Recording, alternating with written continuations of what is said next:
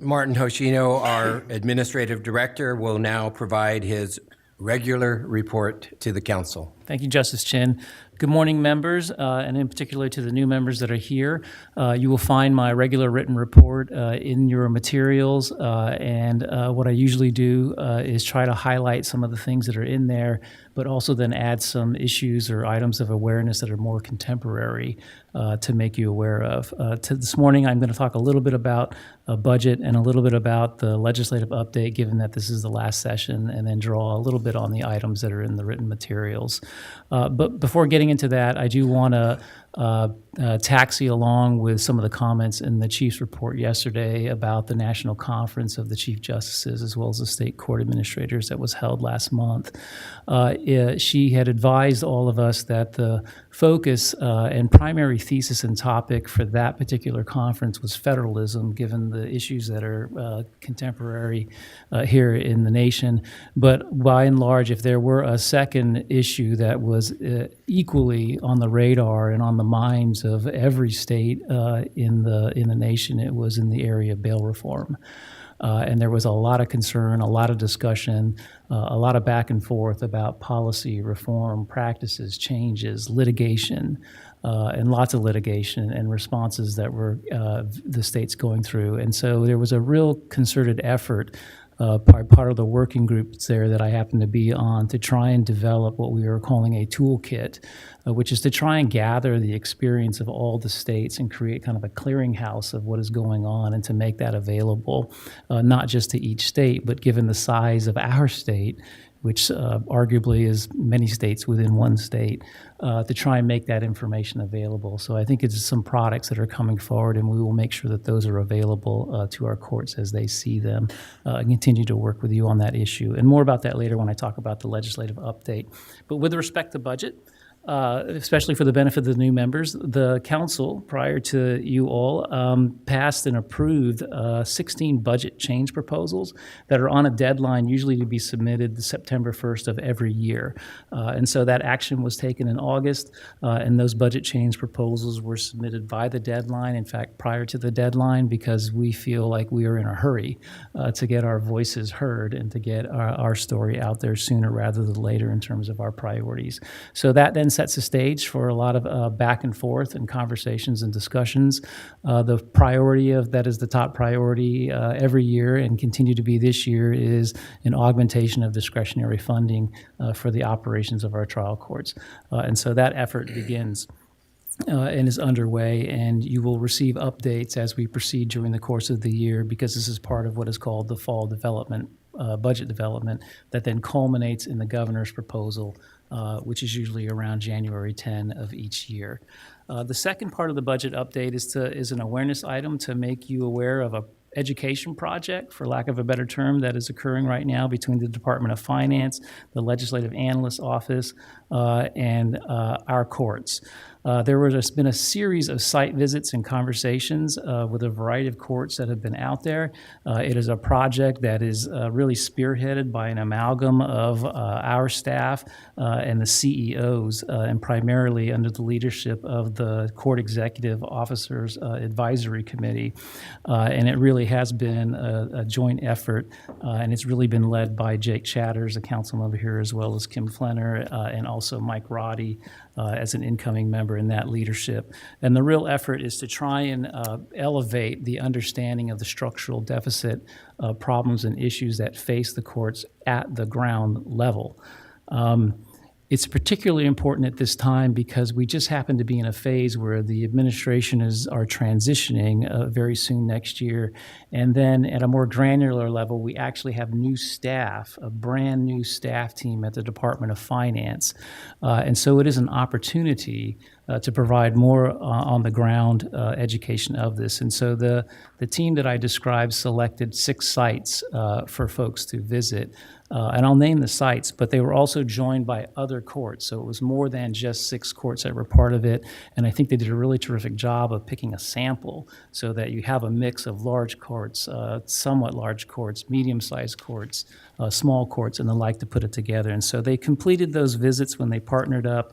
The sites were San Bernardino, which was joined by LA and San Diego, Ventura and Santa Barbara, which was then joined by Orange, Glenn County, which was joined by Lake and Shasta, and El Dorado, which was joined by Merced and San Joaquin, and San Francisco, which was joined by Contra Costa and Santa Clara.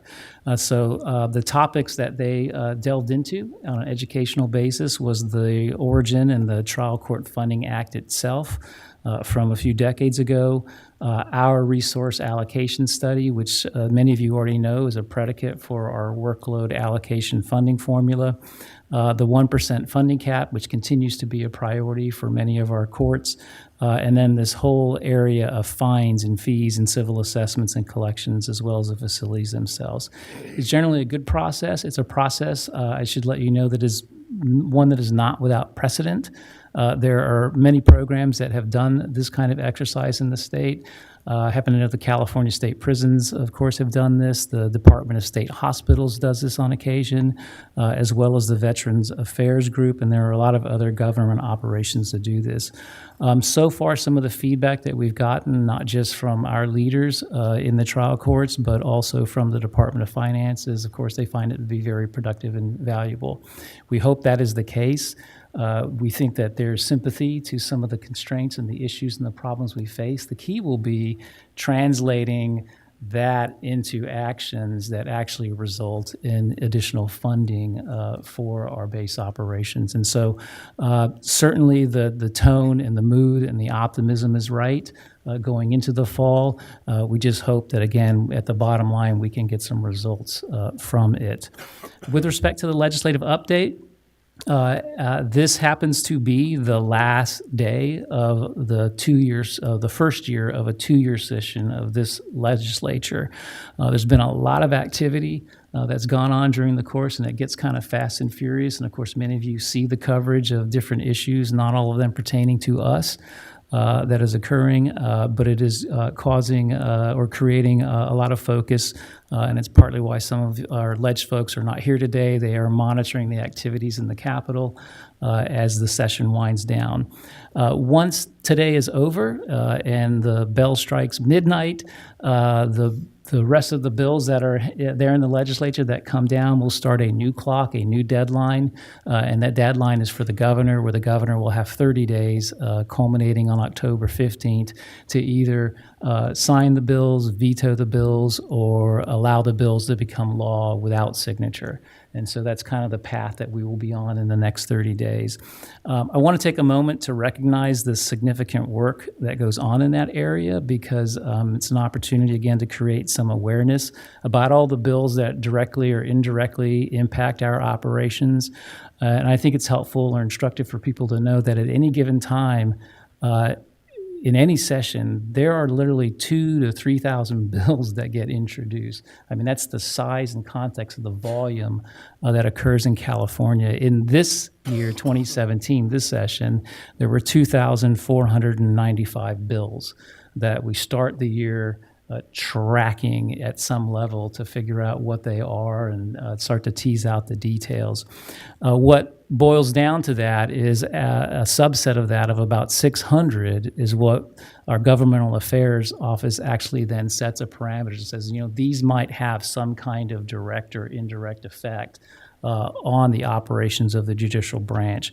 And they have anything to do with causes of new action or expanding new crimes and the like. The council, again, for context in terms of numbers of that subset of 600, generally takes positions each year on about 50 or 60 of those.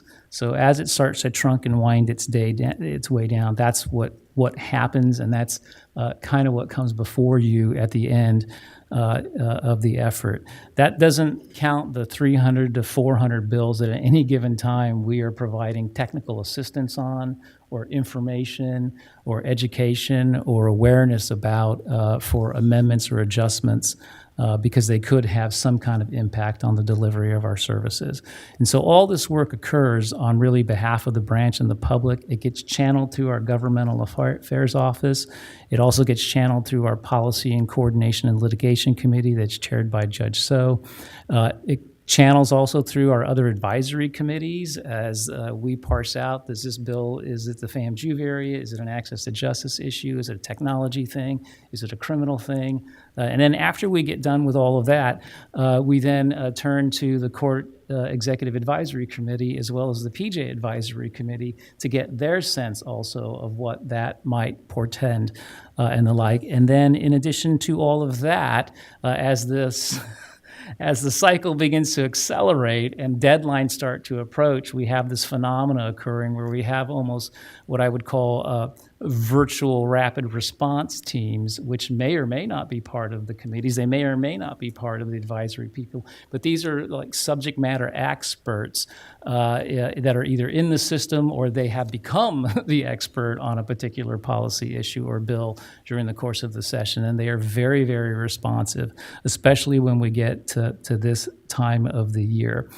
And the good news is as of Monday, there were 623 bills, that doesn't sound like good news, that were pending in the legislature. I guess if they're landing on your desk, it's not good news. But that's what was pending on Monday, and I'm trying to put it in context. So last year, we were tracking out of that subset, very worried about 12 bills that we thought were going to have a pretty dramatic impact on us. This year, we think we have the list down to about 2 or 3 bills that we're watching even as of today.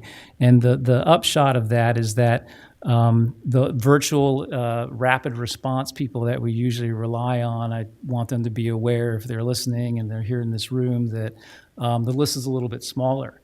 And so we may be getting through this in a little better shape. In the event that those 2 or 3 that we're watching that we think have impact then get out of the legislature and head to the governor's desk, we'll have that 30-day clock or so to start addressing those things along the way.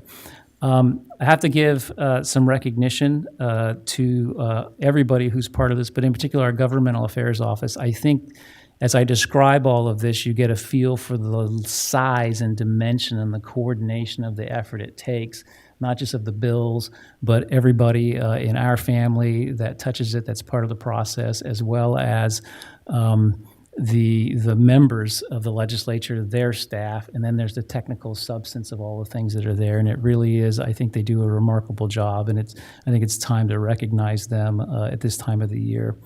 One more legislative item. I do kind of want to mention the number of costly bills that were held in committee or turned into 2 years, and there's one in particular that we all were following very closely, and it connects with my initial opening remarks, and that was SB 10, which is named the California Money Bail Reform Act, and it had a companion bill with Assemblyman Bonta.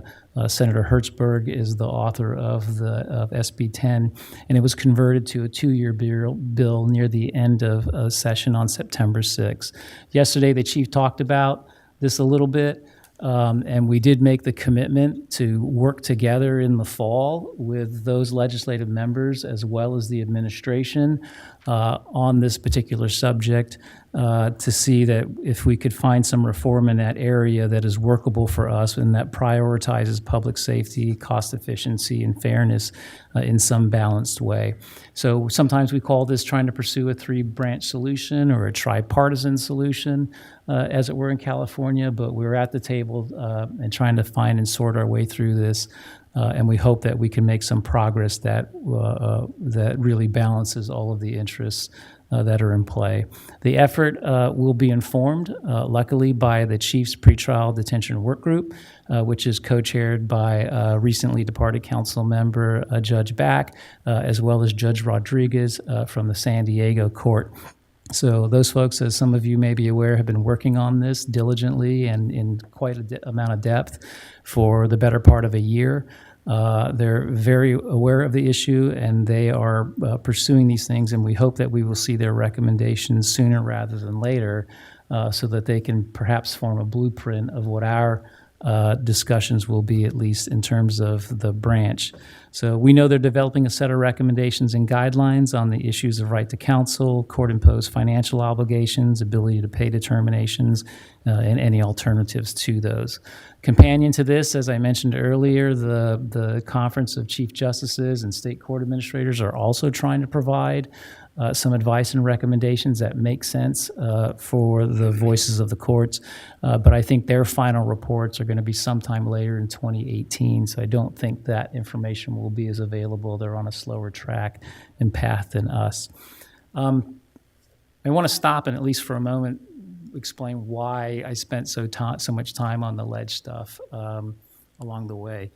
I do so because there's a human tendency that we have to kind of focus sometimes if we come out of these sessions, and we, by human nature, we focus on the things that didn't go well for us and the bad impacts.